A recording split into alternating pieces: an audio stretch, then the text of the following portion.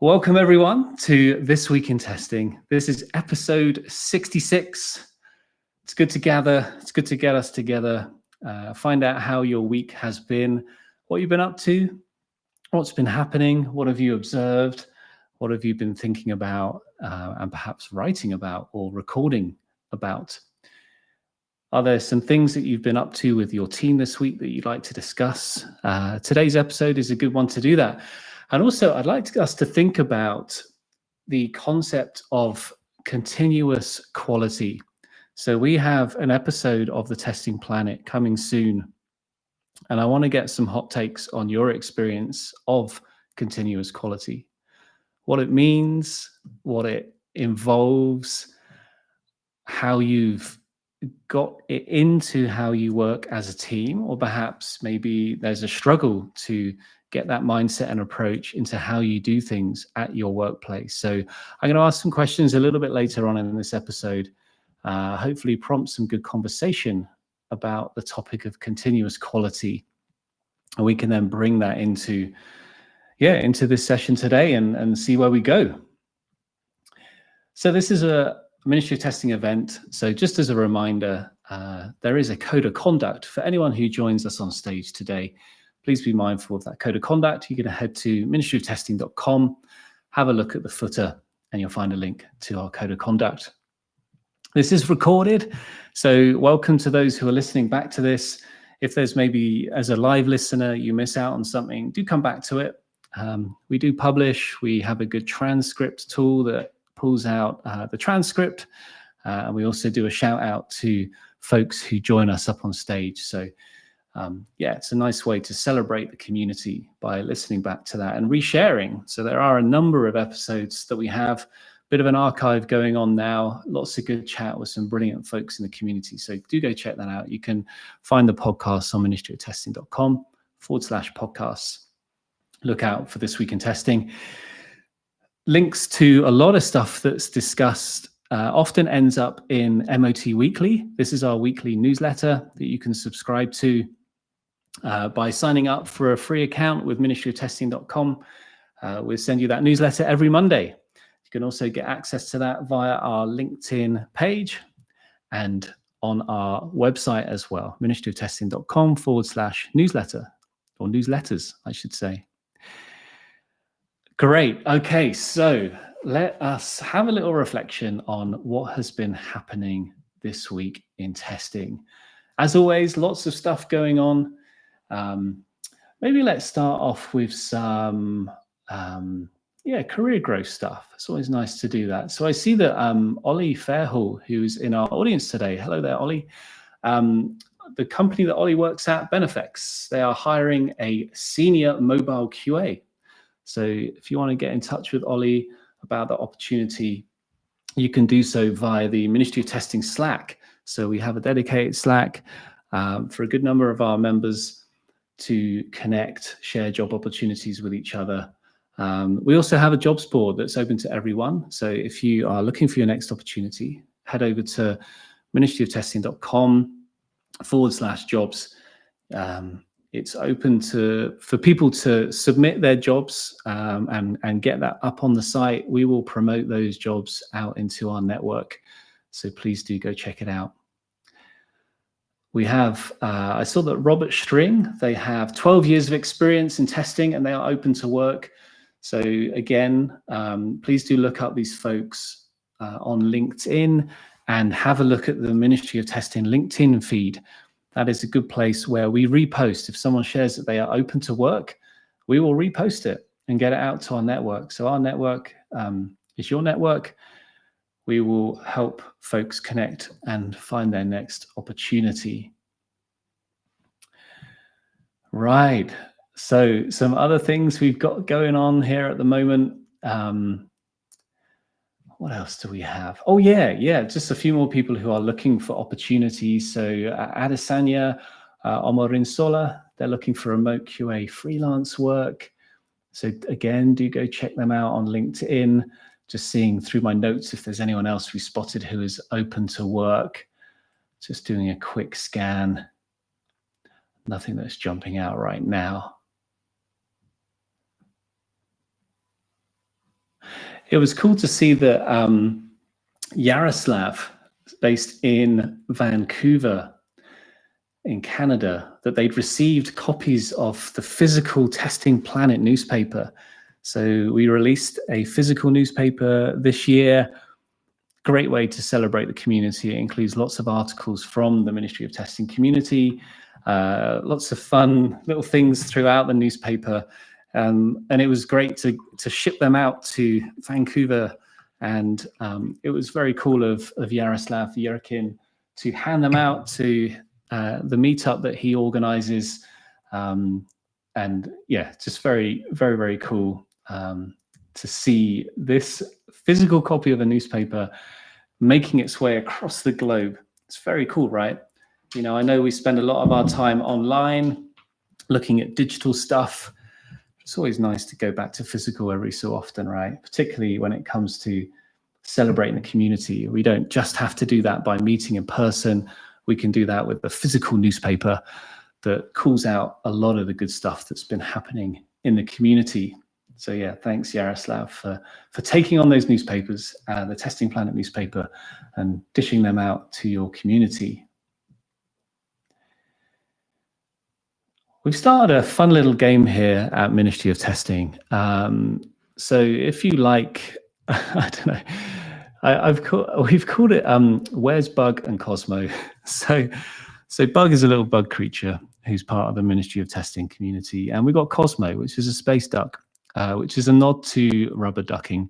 So a technique that you can use if you're unfamiliar with it to ask your duck that sat on your desk some questions to help you work out how you might solve a problem.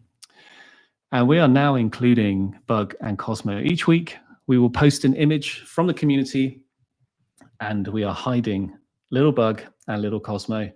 So if you head over to ministryoftesting.com/memories, you will find number 2, so that we've released 2 so far of Where's Bug and Cosmo. It's a lot of fun. See if you can find them. Please don't spoil it for others if you do find them. Just share that you have found them. You can do that wherever you like. You could share that on LinkedIn, you could share that on the Slack, or wherever you're hanging out in the community right now. So do go check that out. It's a little bit of fun. You know, it's also a great opportunity to remind folks of all the many different ways that we can gather in person and celebrate some of those memories. If you have a photo memory, I really encourage you to add it to the memories page. You know, that's a way for us to create an archive of all the many things that are happening across the community. And this could be something from, you know, maybe you've experienced a Test Bash conference, or you've attended a meetup, or you've just got to hang out with some people at work and you've had a good old chat about testing and quality. Maybe you've got some photos of that. Well, we'd love to see it on ministryoftesting.com. I think the community would value seeing those photos. So yeah, do consider it. It's open to everyone. You can just jump on that page and upload a photo. Add a bit of a commentary, perhaps tell a story as to what was happening in that photo. Of course, include some image alt text and put it out there and inspire someone through your storytelling. Very cool indeed. We're very happy to get the memories feature out and to continue to encourage folks to add to memories. Great. Well, thinking about conversations, yeah, maybe it's about time we get some folks up on the stage. So yeah, I'm going to ask some specific questions around continuous quality, and let's see where we go, because I feel like talking about conversations and staying connected and having conversations about testing and quality perhaps might be part of a continuous quality approach. You know, if we think of it as quality at every stage of the, I don't know, software development process, the way you release software, always having quality in mind, taking action. I'd love to find out your take on that. So I wonder, maybe a good one is, how would you get started with continuous quality? I'd love to know if any of you in the audience have got started with continuous quality, what it meant for you, what your process looked like, How did you implement this approach or mindset or way of working? How did you interpret it? How did you come across the concept of continuous quality? What does it mean to you? And how did you get started with it? I'd be curious to hear if there's anyone in the audience who'd be up for jumping up on stage and sharing some of their thoughts. I'll put myself on mute, and yeah, do have a think if you'd like to pop up on stage and share some ideas with the audience today.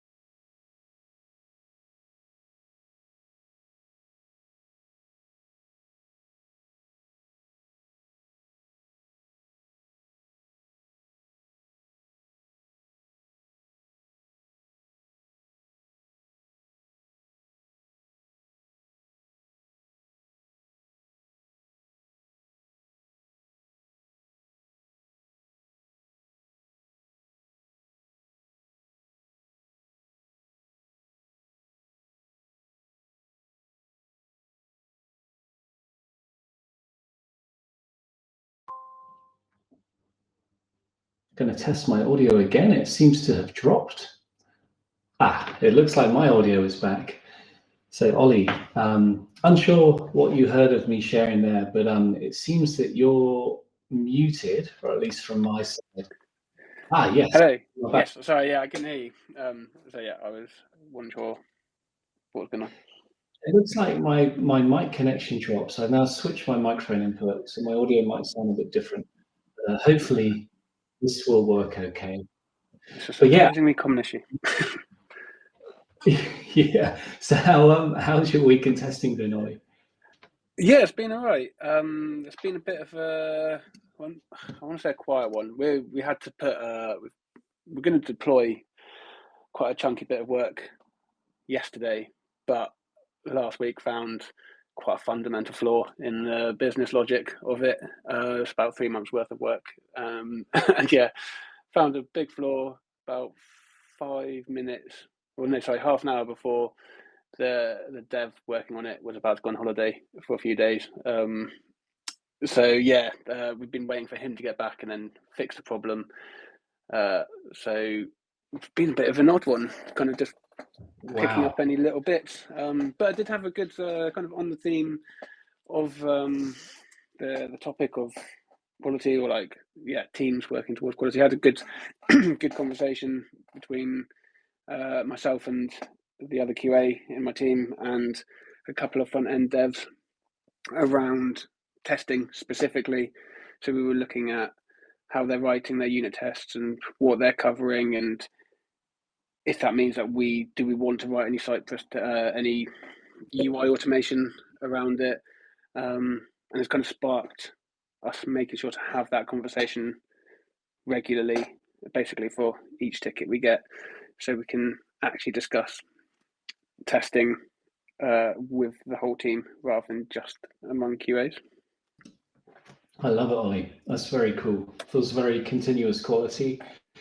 And I guess often I think it feels like when people share that, like having to have a conversation about everything with more people than just, a testing team or QA team, I think it can often feel quite overwhelming. Like, wow, how are we going to fit that in when we've got to ship stuff and we've got to crack on? I wonder how have you found it where you're sort of trying to plan for that and make it kind of feel very natural and not like extra effort on top of what you have to do anyways? Yeah, we're right at the start of this, so it's something we're talking about, because that's something I'm very aware of. I don't want to add work on, so we're going to build it into our Three Amigos, and we're saying about having kind of like checkpoints, tick boxes and agendas basically for our Three Amigos to make sure that we cover these kinds of things, because it's I think it's just something we appreciate that's going to be a bit of extra effort, but it's just something we want to do, and keep an eye on, make sure it's not getting too much, basically. So it'll be a continuously evolving thing, I think. But I don't know yet. Absolutely. We'll find out. No, excited for you. It's kind of great that you're expanding the conversation to other important people as part of you developing software. It's very cool. Reminds me of like the Three Amigos. Was it Lisa Crispin, I think, created a conversation starters cheat sheet that she would use during a Three Amigos session. So that's worth Googling that one. Remember, there's a lot. It's like a PDF with some real good stuff, like how we considered this, what about this, what about that. Just when you said the words kind of checkpoints and agenda, it sparked that concept. I remember her creating that, which is very cool. Nice, yeah, I'll look that up. I've just made a note of it. Nice. Which reminds me, actually, I should do a shout out to Lisa Crispin and Janet Gregory's new book, Holistic Testing, Weave Quality into Your Product. So that is launched today. And I'm quoting Lisa here, what I am most happy about is that we provide an example test strategy along with an explanation of how we built it by applying the holistic testing model. So that's very cool. So folks can get that on LeanPub. Big fan of Lisa Crispin's work. I think she has done so many positive things along with Janet Gregory for the testing community to help kind of bring together, I guess, all our thoughts, ideas, approaches, and ways of working, and kind of bringing it together and explaining it in a way that's really straightforward. It's very cool. Yeah, absolutely. Awesome. Well, that's great to hear that, Ollie. And yeah, we'd love to have you report back. Yeah, absolutely. And I think kind of what you were saying about the starting it up. I think the idea of like continuous quality. I think we are at the beginning of that. And I spoke before about having a conversation about quality, and haven't been able to go, or haven't been back to it. It's been a bit of a crazy few months, but it's very much on the cards to discuss what quality means to us as a team, and aim for that, so that we're all on the same page and going in the same direction. And I guess also reevaluating that as you go on, reevaluating everything basically, ways of working and processes, to make sure we're doing the best we can. But yeah, starting up the conversations is a weird conversation to have, I think. Well, it was for me, at least. Yeah, no, totally. It can feel quite abstract, but yeah, I feel the way you're building out your model at your workplace and the way you're describing it from today and from previous episodes when we discussed on stage is like having that list is the core, like what does quality mean to us as a team and our customers, like that is the core center of your model. Yeah. And then, as you say, we'll build out processes and ways of working and what that actually means for practical delivery, our pipeline, our CI/CD, what are our stages. All of that stuff comes off the back of your core of what does quality mean to us as a team. I think that's really powerful. And to keep coming back to that, and that can change, and you discover something new. It's like, oh, this thing is actually no longer as important as we thought it was, 3 months ago, or something's changed in the market, which means we need to shift our approach. I think that's really cool the way you're approaching it. So yeah, exciting journey. Yeah, absolutely. Yeah, challenging everything basically. Yeah, I love it.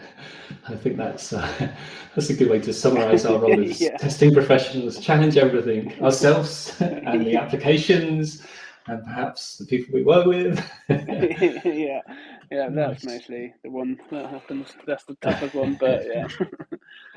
Brilliant. I appreciate you sharing, Ollie. I was thinking, Christine has put their hand up, so shall we get Christine up on the stage? But please do stick around, Ollie. Please do, continue jumping in on the conversation when and if you want to do so. And yeah, that'd be great. Absolutely, will do. Cool, thanks. So let us bring Christine Pinto up onto stage. Hello, Christine. How was your week in testing? Hello, Simon, and hello, everyone. I hope my audio is okay. I had to switch some microphones like you today a lot. So just give me a thumbs up. Perfect. Yeah, all good. It was super on fire, I think. It was very crazy in Berlin. We had like 3 different meetups around QA and testing. I barely only managed to go to one because my week also in startup world is very busy. But it was so interesting because we had such a heated discussion in this, not heated in the way of angry, but more like bam, bam, bam, ideas to each other. And it's like in-person meetups with testers is just always so awesome. And I was so like, my energy was lifted up so much in all the conversations. And we had a conversation as well about how to continue do quality in testing. And I think that it's so important to always think about that testing is a team responsibility. And you always say that, and it always sounds like such a wisdom. And it's very difficult to implement. We had a lot of people there as well saying, yeah, how do you do this? How do you start? I definitely will have a look at that cheat sheet of Lisa, because yeah, her stuff she's creating is awesome. So I have to look at this, but it's always difficult to get this whole team approach done. Which was interesting, or what I want to share is that we also did in this week a lot of product owner, VPs, interviews for our startup, and we got quite often, and I was very excited how often we got that feedback, that the POs on SciHatch level saying, yeah, testing should be a team responsibility. And I was like, oh, you get it. Finally, somebody who understands testing saves money, testing is important, and it cannot just be done by one person. It has to be a mindset. So I like this idea of, what is it called? I think a quality coach. See ourselves as a quality coach, bringing this mindset to the people. And it is difficult because I know some people also have bad experience, or sometimes you have language barrier. There are so many different things, but framing it as an not agile coach again, as a quality coach, I think can help. Basically setting yourself up in a different way and saying, okay, we're doing a workshop. I'm the quality coach, and we're going to go through this. How can we achieve this all together? Because in the end, we are all behind that product, and we all want to ensure that the quality is awesome. So then we all work onto this. So that was definitely one of my high ups, this discussion and all these things around. And then another shout out I want to give is to Eddie Stokes for accessibility. He gave me some tips on my MVP builds. I'm very appreciative about that. And my third shout out goes to the Ministry of Testing and Athens group. They put out the announcement and the beautiful graphics about the Athens meetup by the end of this month. I'm going to fly to Athens. So anybody who is maybe in Athens, give me a shout out, because I stay a day longer to speak about their Playwright and AI. And oh yeah, and the Ministry of Testing shared today our cosmic conversation with the whole from test batch. That's an awesome, like the tidbits you're currently sharing is very cool. And I like the cuts to as well. So I would love to also hear feedback. It's like, how are you doing this right now? And how can people commit something? It's very cool. That was my epic week, I would say. It's an epic week, Christine. Thank you for sharing. I'm loving it. Yeah, and yeah, AD's just doing great stuff with accessibility and just supporting the community as a whole. So yeah, I really want to amplify your words about AD Stokes. You know, he's a brilliant writer. He's helping us look at the results of lots of the polls that we put out to the community, and producing some wonderful trends articles, which are available for our professional members. So lots of questions going out to the community. We look at that data, we present the data back, lots of insight coming through via AD Stokes and his writing. He's also doing some wonderful things with our software testing essentials certification as well, helping shape a lot of the content around the brilliant conversations that Sarah Deary, who's recording today, the conversations that she's sparking amongst the community for people who are new to testing, to get lots of advice from folks who have got some brilliant experiences and stories to share. So it's all, yeah, very cool indeed. And yeah, I also saw the announcement with MoT Athens. I was like, cool, the audience are going to have a brilliant time with you, Christine. So yeah, good on you for going for that. And yeah, I know the Athens crew will very much welcome you and everything that you have to share. So indeed, that is wonderful. My question actually, just before you joined, Christine, was going to be, again, related to continuous quality. And I think you might have answered it already, but perhaps Tom Game, who's got their hand up in the audience, or his hand up in the audience, might be able to jump in on this one. So I was going to say, how much do you agree with this statement? Testers are responsible for continuous quality. You can strongly agree, somewhat disagree, or strongly disagree. So maybe Tom, putting you on the spot here, let's get you up on stage and perhaps we can get your thoughts on that question. Tom, welcome. It's great to see you at This Week in Testing. Thank you for joining us. And Tom, there we go. Hello. Yes, there is the unmute. I found the unmute button. Wonderful. But yeah, Tom, guys. How's that? Yeah, good to hear from you. How's your week in testing been? It's been pretty mad, to be honest, which is good. A nice mad. Yeah, it's been really good. I put a post on my LinkedIn profile recently. I got some really nice recognition from the company that I work at for work that I've been doing, which was brilliant. Totally surprised by it, but yeah, very nice. On top of that, we had a really cool meeting to talk about. Actually, it was to share Bill Matthews' presentation on responsible AI and testing. I shared it with some of my colleagues, which really sparked some interesting debate, both within the testing team members who joined, but also a member of the AI team joined as well. And yeah, it really sparked some interesting discussion and debate around how we manage quality of AI systems, which was really cool. In answer to your question around are testers responsible for continuous quality, I would strongly agree with that statement, but I think quality, to use probably a bit of a cliche, but quality is the responsibility of everybody within the development process. So it is not just on us as testers to manage that process. I really like Christine's reference to quality coaching. I think coaching is a real skill, it's a real art, and it gets people engaged and involved, and by getting that engagement and involvement and that energy is where you will see improvement in quality, because it is a collective force. I've mentioned before in the past, my background is actually in manufacturing, and in manufacturing they talk a lot about continuous improvement, and Kat Obring put a really interesting post out about perfectionism and continuous improvement, which I thought was great. Again, really thought-provoking. And yeah, I'm a great believer in continuous improvement, and that is being able to look at the performance of a product or a team or a department and determine, and be candid about it and honest, and say, right, there are areas that we can improve, because we can always improve. And if you can get that buy-in, and I think it's a cultural thing where you need to feel supported, where you can be open and honest, and as long as that exists and you have that open and honest and supportive environment, then you can really make change, and then quality is built in, and it is a continuous process. So yeah, that's kind of my position on it. Loving it, Tom. Thank you for sharing. That's great. That's great insight.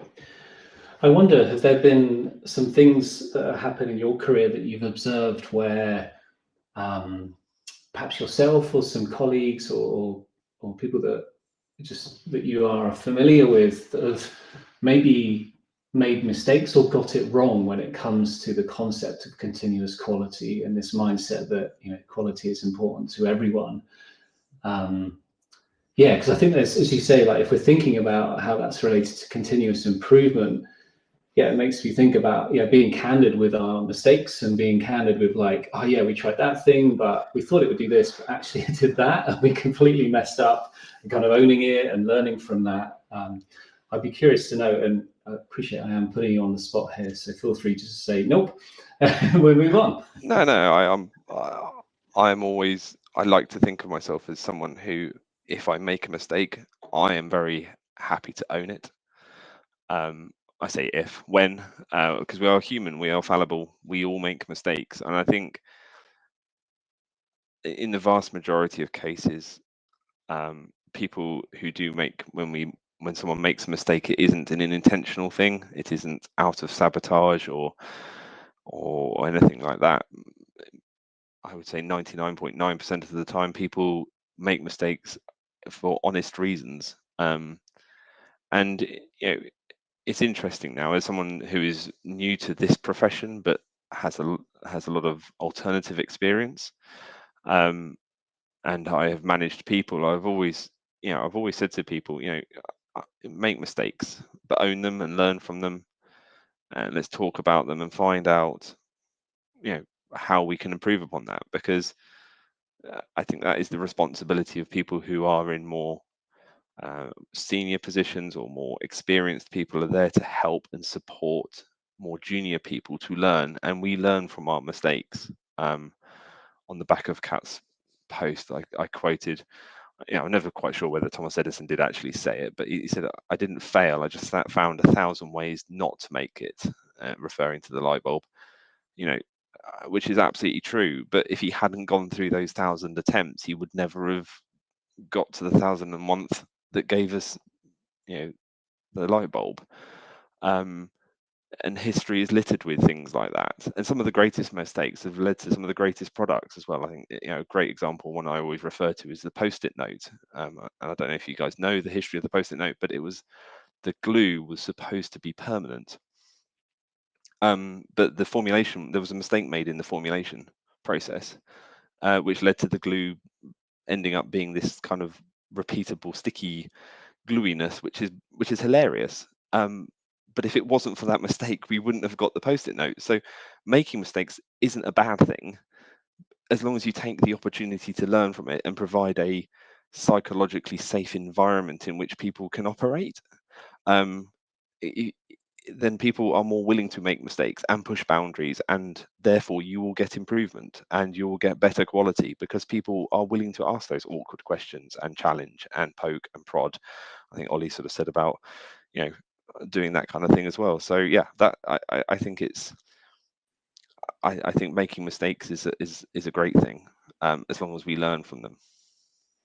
I agree. Sorry to cut in there, but yeah, absolutely right. That I think that's something that's stuck with my. I was thinking about this the other day. Funny enough, something that stuck with from my childhood. My dad saying, I think it was in Japan, that they almost encouraged making mistakes because you could learn a lot more than getting it right. And being able to make mistakes, as long as they're not massive and there's nothing to learn from them, and even if you do make a massive mistake, as long as you learn from it, then that's a silver lining at least. But I think it's also really important having that psychological safety, like you say, Tom. That seemed to be like not a buzzword, but it's coming up as a key topic in recent times. Yeah, not having blame culture, basically, so that you can fix the problem, learn from it, do better, and having that safety and confidence as well. It's not just a safety, but you've got to have the confidence as well to speak up. And that's something I'm trying to instill in the QA I'm working with at the moment, to understand what might be stopping them from speaking up, and voicing their opinions, because that's what you want. I totally agree with you too. I think also, and I think you made the right point, you need the environment and the culture, especially if your own culture, like I look in the German culture, mistakes are not seen that highly, but then I went into company cultures, and I also was so exposed to the American culture, and then to the there is a Mexican tradition and there is a format coming out of this. I cannot say so. It's the F up night, basically, because it came from some people, some startup founders and idea founders were sitting around a fire, and they were start talking about their failures. But through this, they recognize that through every failure you make, you learn something, and you need to make these mistakes, these failures, and you should never think about, oh my God, then it's the end of the world. No, you learned, like you said, 1,000 other ways of doing something. You made always connections on this way, and you can use it for your next time. And that's why it's so important that we take this into our companies, that failures or mistakes are not a problem. You can learn out of this and grow, because so always successes, you will not grow. It's just, it's not, you have to like review on it. That's why we also do retros, to also review on this, grow about this. And I'm so agreeing that I heard about Japan as well, that it's just a better culture set up to like understanding that mistakes don't mean immediately a super bad thing. No, mistakes means it's an opportunity to learn and grow.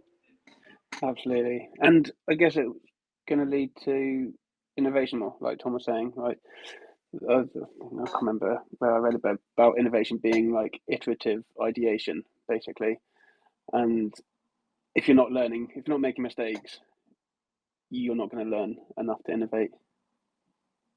Exactly. And then you also think about, you cannot try it out, but try it out is also, you're trying something out, you try it out, you make a mistake, you fail, and you try it again. It's all about, it's agile and Scrum iteration. We sometimes ship features which we are not sure if this works, but we try it out, we get it out, we get customer feedback. It's also kind of like this. And if we wouldn't have figured it out, we wouldn't have been able where we are now, where we get way more innovations, like you said, out through all the time, and we have more startups out, we have more changes out, we have development of AI and all these things, and they might have been only come through these like environments set up for like, yes, we can support you and try it out. And I think that's so important, especially also for juniors in our profession, because we are testing systems and there will be mistakes made, there will be things made, because you cannot know everything. Even in 20 years doing this, I don't know everything.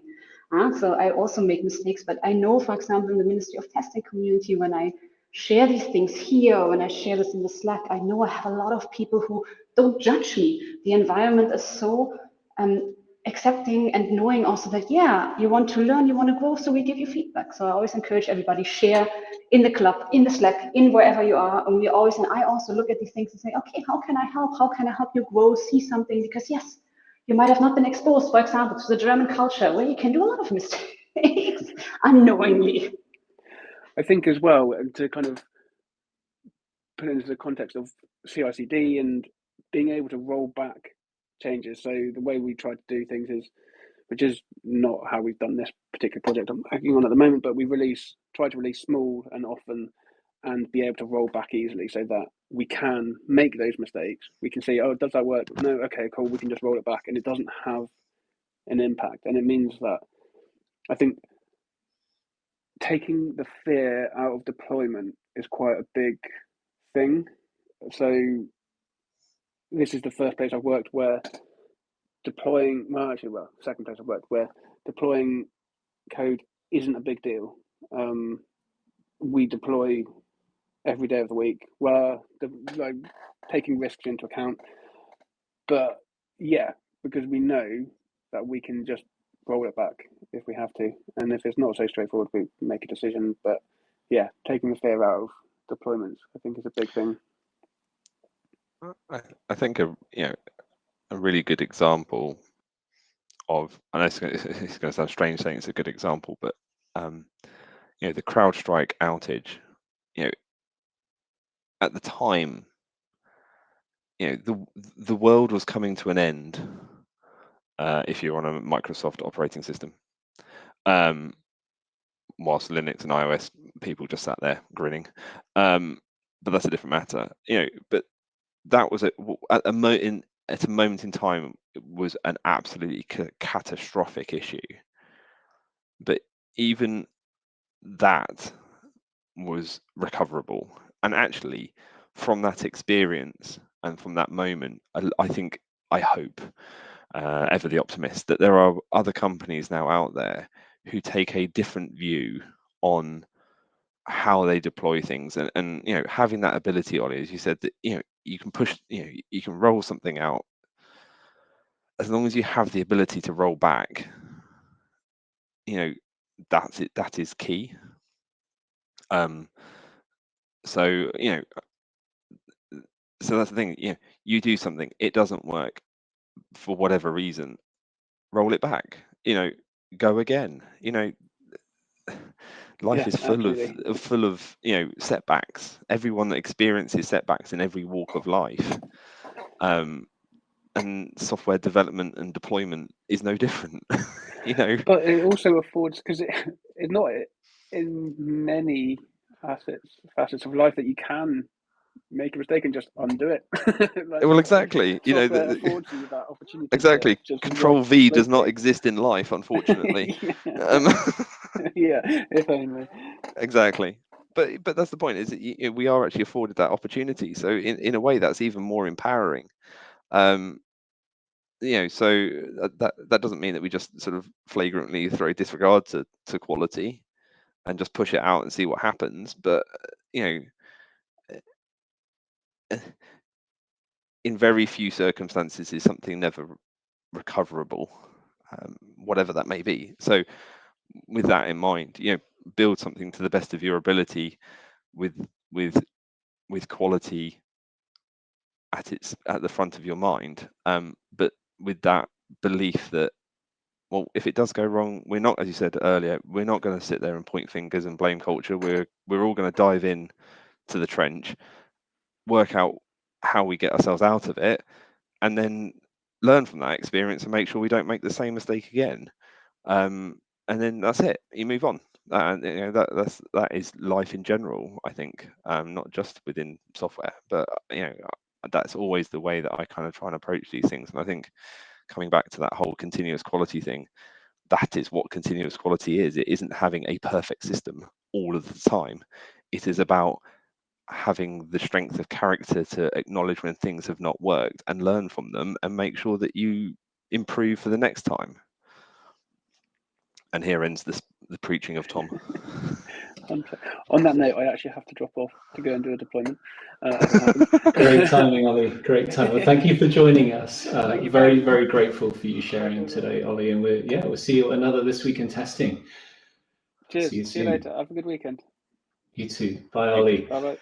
Now we have Don Sharp has been waiting ever so patiently with their hand up. So Don, I would love to get you up on stage. So let's bring you into the conversation and find out how your week has been.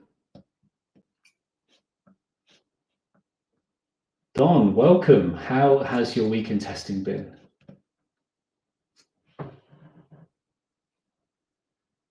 I can see you are muted at the moment. The little mute icon is by your profile, so I'll just give it a moment. Oh, apologies, I've not used this interface before, but yeah. No worries. No worries at all, Don. Thank you for joining us. How is your week in testing? It's been great. Every week is a great week. So just a couple of thoughts on the topics that you just covered. So I think we talked about theories that we all agree with and principles we all agree with, but I'm always interested in how do we convert those theories into practice. So the idea of mistakes and experiments and changing the dynamic of a team so that you're I don't want to say intentionally doing mistakes, but you're doing, as I think Tom alluded to, you're doing deployments that you can roll back. You can do canary deployments, you can do blue-green deployments, and they're all about, well, you are doing those intentionally knowing that you're going to potentially fail. So that's an intent. But I make that distinction between that and the quality error, which is a different thing. Where we talked about the psychological safety and the agreement that mistakes are okay in a team, there's been occasionally I get clients. I work with a range of businesses, but we've worked with ones where testers are doing a great job. They've got the right tools, good teamwork. They've got everything except for the good teamwork. So there may not be that appetite for quality that everyone has. So you asked, going back to the original question, which is, are testers responsible for quality? I believe they are. And I think there's a leadership role to play. So if you think about the analogy, the old saying in leadership, if you want people to build a boat, what you don't do is tell them, look, you need to cut this, and similar to software, go and cut this wood, this many planks, this or this and this and this, and put it all together and make a boat, you're going to get a very slow, uninspired sort of team. But as a tester in a team, if you take a leadership angle and you get people to, with a boat analogy, have a real yearning for the sea or a craving for the sea, you fill their heads full of stories and adventure, and they get that appetite to understand what that looks like, they will build a boat. They'll build a spectacular boat because you've just given them that vision and that inspiration. If you can get your team to imagine what it would be like having a great product every time, happy clients, smooth running software, really elegantly written, where you can feel pride every day in what you do, that vision alone can really inspire people to then start looking for ways to do a better quality job themselves. So whether it's devs with the unit testing or the EAs with better acceptance criteria, all those 1%ers add up. But you can't beat them over the head with it. You need to inspire them to do it. And I think testers play a unique role in teams as in my opinion, the guardians of quality, to play that thought leadership role. You're not leading the people per se, you're not managing them, but you are leading quality. You're setting an example and hopefully bringing people with you with that shared vision. So that's just a thought on that. And the way you can practically do that, if you're doing social contract type exercise, which is what I've used in the past to change cultures of teams, normally you talk about, teamwork and we're all going to be honest, we're all going to do this and that, all the cliches. But on quality, you can talk about quality in that forum, and you can talk about, when it comes to mistakes, the old adage, everyone in the team, you need to make an assumption everyone in the team is doing the very best they can with the resources they have available, which includes their experience and their skills. And if everyone's making that assumption, you start treating everyone fairly. So you can put that away, and now you've got a safe environment. So now you're safe to fail, you're assuming and everyone else is assuming you're all doing the best you can. If you can combine that with that vision for quality and leadership, you're starting to get a nice recipe for the team pulling together in the same direction for some good quality standards. So there's some practical ways I believe that testers play a pivotal role in taking that responsibility for quality beyond just doing their job well. Just my 2 cents. Just wanted to share. Thank you so much for sharing, Don. It's wonderful to get your thoughts and take on this. And also, share some analogies with the community. I think it's important for us to, as a community, when we try and understand concepts, to have analogies to guide us. I love that concept you describe around helping kind of set a vision and getting people excited so they can go off and do good things. That's awesome. And you mentioned about, I guess it reminded me of the prime directive of I guess working in an agile environment, or perhaps working with the intention of continuous quality, like, regardless of what we discover, we understand and believe that everyone did the best job they could. I think that's an important one. And anecdotally, I recently shared that with my wife when we were talking about a challenge she was facing in her workplace.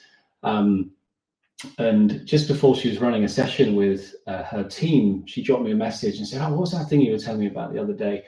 So I quickly copy and pasted the prime directive from Norm Kurth, pasted it to her, and then like a week or so later, she messages me, just randomly going, look what my team had done. And they printed out the prime directive and stuck it up on the wall at her place of work with a little photo of her as well next to it. I was like, that's brilliant. And she works in a very different space from the world of software testing and quality. So that was cool to see that it can apply everywhere. And then it, as you say, Don, it leads to great things once you establish that as a kind of ethos or mindset. I think it is quite versatile, to be fair. Even if you've burnt your dinner, you can pull that one out and say, look, I was trying the best I could with the resources I had available.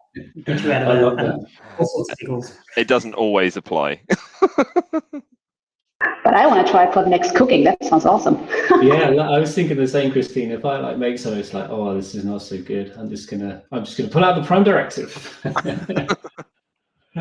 That's brilliant, Don. Well, thank you so much for joining us today, Don. It's great to hear from you, and thanks for being part of This Week in Testing. We are coming up to the hour, so I should wrap things up for today. So very grateful to hear from you, Don. Loving your thoughts, Christine and Tom. Thank you again for being part of This Week in Testing, and also to Olly, who I believe he is mid-deployment right now. I hope his deployment is going well, but if it isn't, he's got stuff in place to do a rollback, or maybe a roll forward if he's really going for it with his team. So that would be cool indeed. But before we sign off, just a few things to remind you of here at Ministry of Testing. So we have the Ministry of Testing Software Testing Essential Certificate. That is now officially launched. We have a couple of modules that people can jump onto right away. It's been a long time in the making. We are very excited to get it out there. We are working with some incredible people in the community to help us build out this course. I may be biased because I'm part of the Ministry of Testing, but I think back to before I joined the community and the start of my career back in 2003, and the formative years of my career as a software tester. And I genuinely wish there was something like this. I really am not just saying that. There's so much insight being shared in the certification. Lots of interviews, lots of short audio messages from the community sharing their experiences, introducing all the essential topics that people need when they get into testing. So, if you have a junior in your team, or you are someone listening today that is looking to move into the world of software testing, QA, quality engineering, do consider signing up for the Ministry of Testing Software Testing Essential Certificate. You can find it on ministryoftesting.com. Just look out for the link to certifications in the footer. Definitely worth checking out. It's very, very cool. Okay, well, and other things, if you want to stay connected with the community and what's been happening, join another This Week in Testing. We aim to do this every Friday. It's a good way to gather. We also host lots of other events. Head over to ministryoftesting.com/events, lots of meetups locally across the globe, plus various online events, webinars with our partners, plus other ways for us to connect, such as the Testing Planet. The next one is on continuous quality. Very excited for that one. It's going to be a good discussion, lots of deep topics to get into there. And if you want to stay in touch, I mentioned at the start, but maybe if you join a little bit later, we have MoT Weekly, which is the newsletter that goes out every Monday. If you sign up for a free Ministry of Testing account, you'll get access to that newsletter, plus lots of other good places. If you want another place to hang out, I recommend the club. The club is our forum. You can ask questions in a forum style, or you can help answer people's questions. That's a great way to contribute to the community and give back, share your knowledge and experience, help solidify your learning by writing replies and responses to people's questions. Plus, we have a Slack. There are a number of ways to join the Slack. So do look for the link in the footer, and I'll describe how you can get access. There's good conversations happening there, lots of good celebrations as well. Okay, folks, well, we're going to sign off for today. Apologies for a few of the audio issues towards the start and throughout. Hopefully that hasn't impacted things too much. Very grateful for you listening today. Thank you for being part of This Week in Testing. And yeah, big shout out to the folks who joined us up on stage for sharing today. Very grateful for that. Enjoy the rest of the day, wherever you may be, and we'll see you at another This Week in Testing. Bye for now.